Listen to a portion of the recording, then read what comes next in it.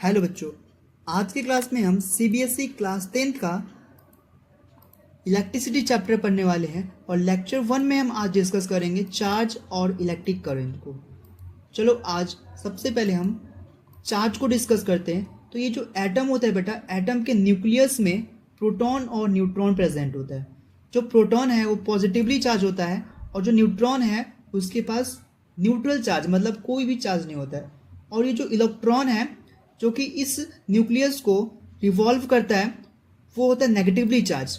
ठीक है, चलो अब ये जो चार्जेस है इसके बारे में कुछ बेसिक सा बात जान लेते हैं, है ना। अगर लाइक चार्जेस है जैसे कि पॉजिटिव पॉजिटिव तो ये आपस में रिपेल करेंगे, ठीक है, या नेगेटिव नेगेटिव भी है तो आपस में रिपेल करेंगे। रिपेल करेंगे मतलब ये एक दूसरे से दूर जाएंगे, ठीक है। अगर ये अनलाइक चार्ज है जैसे एक पॉजिटिव और एक नेगेटिव तो ये आपस में एक दूसरे से अट्रैक्ट करेंगे, ये अट्रैक्टिव होते हैं, ठीक है।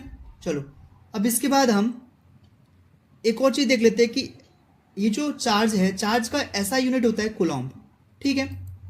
अच्छा, अब चलते हैं आगे और इलेक्ट्रिक करंट के बारे में डिस्कस करते हैं। तो इलेक्ट्रिक करंट क्या है? Current is the flow of charge, ठीक है। अच्छा, यहाँ पे इलेक्ट्रिक करंट दो वर्ड है, इलेक्ट्रिक और करंट।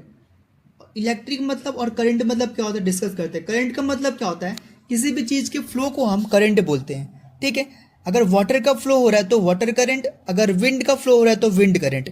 यहाँ पर इलेक्ट्रॉन्स का फ्लो होता है वायर में जिसके वजह से इलेक्ट्रिसिटी जनरेट होता है, तो इसे बोलते हैं हम इलेक्ट्रिक करंट, ठीक है। अच्छा, और इलेक्ट्रिक करंट का जो फॉर्मूला होता है Q/T, मतलब Q क्या है पे, Q को चार्ज से डिनोट करते हैं, ठीक है। चार्ज को Q से डिनोट करते हो और टाइम मतलब electric current is equal to charge upon time, ठीक है। चलो तो यहां से अगर हम Q का फॉर्मूला निकालेंगे, चार्ज का जो फॉर्मूला निकल जाएगा I/T, ओके। अच्छा, अगर आपसे कोई पूछे कि करंट का जो डायरेक्शन क्या होता है तो opposite to the flow of electron. मान लो इलेक्ट्रॉन जो अगर नेगेटिव से पॉजिटिव टर्मिनल तक जा रहा है तो अगर कोई आपसे पूछा कि करंट का डायरेक्शन क्या है तो आप क्या बताओगे कि करंट का जो डायरेक्शन है इस इलेक्ट्रॉन का जो फ्लो है नेगेटिव से पॉजिटिव टर्मिनल तो उसके अपोजिट में मतलब पॉजिटिव से नेगेटिव टर्मिनल तक जो होगा वो करंट का डायरेक्शन होगा, अपोजिट होगा इलेक्ट्रॉन के फ्लो के, ओके। अच्छा, ये जो इलेक्ट्रिक करंट है इसका ऐसा यूनिट होता है एम्पियर, ठीक है। और हम ओमीटर के हेल्प से हम मेजर करते हैं करंट को कि सर्किट में कितने एम्पियर का करंट फ्लो हो रहा है। चलो आपको दिखाते हैं कि सर्किट में करंट कैसे फ्लो होता है, ठीक है। देखो जैसे मैंने एक बेसिक सा एक सर्किट यहाँ पे लिया है, जैसे यहाँ पे बल्ब, स्विच, वायर और बैटरी है, ठीक है। अच्छा, यहाँ पे आप देख पा रहे हो कि ये जो नेगेटिव पार्टिकल है, ठीक है, ये नेगेटिवली चार्ज पार्टिकल ये इलेक्ट्रॉन है जो कि वायर में पहले से ही प्रेजेंट होते हैं, ठीक है।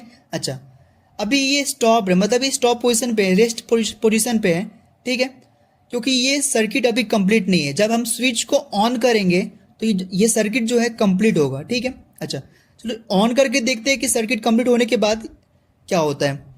अच्छा, जैसे ही मैंने सर्किट को कंप्लीट किया यहाँ पे आप देख पा रहे हो कि ये जो इलेक्ट्रॉन्स है ये मोशन में आ गए, ये मूव कर रहे हैं, ठीक है। अच्छा, तो इसके मूवमेंट के बेस, इसके मोशन में आने की वजह से इलेक्ट्रिसिटी जनरेट होता है, ठीक है। और इलेक्ट्रिसिटी जनरेट होने की वजह से ये बल्ब ग्लो करता है, ठीक है। अच्छा, अब इस सर्किट में कितना करंट फ्लो हो रहा है, ठीक है, इस सर्किट में कितना करंट फ्लो हो रहा है उसको हम मेजर कैसे करेंगे। तो उसको मेजर करने के लिए एक डिवाइस होता है, एक मीटर होता है जिसे हम बोलते हैं अमीटर, जिसे हम बोलते हैं अमीटर। अब अमीटर को हम सीरीज में लगाते हैं, अमीटर को हम सीरीज में, सर्किट के सीरीज में हम लगाते हैं और हम मेजर करते हैं कि करंट का फ्लो या बोल सकते हैं कितना एम्पियर का करंट यहाँ पे फ्लो कर रहा है। अच्छा, हमने पहले डिस्कस किया था कि करंट का जो ऐसा यूनिट है वो एम्पियर होता है, ठीक है। तो यहाँ पे आप देख पा रहे हो कि इस सर्किट में 1 एम्पियर का करंट फ्लो हो रहा है, मतलब कि यहाँ पर। अच्छा, एक और बात यहाँ पे आप जान सकते हो कि अगर करंट का एक और डेफिनेशन क्या होता है कि एक छोटे से, मान लो एक छोटे से एरिया को मैंने लिया, ठीक है, यूनिट एरिया से 1 सेकेंड में कितने करंट फ्लो हो रहे हैं, ठीक है। अगर 1 सेकेंड में इस छोटे से एरिया से अगर 1 कूलॉम्ब का करंट फ्लो हो रहा है तो हम बोलेंगे यहाँ पे 1 एम्पियर का करंट फ्लो हो रहा है, ठीक है। अच्छा, अगर जैसे मान लो मैंने अगर इसका वोल्टेज इंक्रीज किया, ठीक है, तो यहाँ पे देख पा रहे हो कि यहाँ पर जो इसका जो रेट है जो फ्लो होने का, जो इलेक्ट्रॉन्स का फ्लो होने का जो रेट है ये इंक्रीज हो गया, ठीक है। तो इस रेट के इंक्रीज होने की वजह से इस सर्किट में करंट भी इंक्रीज हो गया। मतलब जब इस एक छोटे से एरिया में पहले 1 सेकेंड में 1 कूलॉम्ब का चार्ज फ्लो हो रहा था, अब 1 सेकेंड में यहाँ से 5 कूलॉम्ब का चार्ज फ्लो, यहाँ पे चार देखो, अब यहाँ पे क्या है, इस मीटर में 4 एम्पियर का है, ठीक है। यहाँ पे मीटर में शो कर रहा है कि 4 एम्पियर, मतलब कि हम क्या बोल सकते हैं कि इस छोटे से एक यूनिट एरिया से 4 सेकेंड में 4 कूलॉम्ब का जो चार्ज है यहाँ से फ्लो हो रहा है, ठीक है। आई होप आपको अच्छे से समझ में आया होगा ये करंट और चार्जेस के बारे में।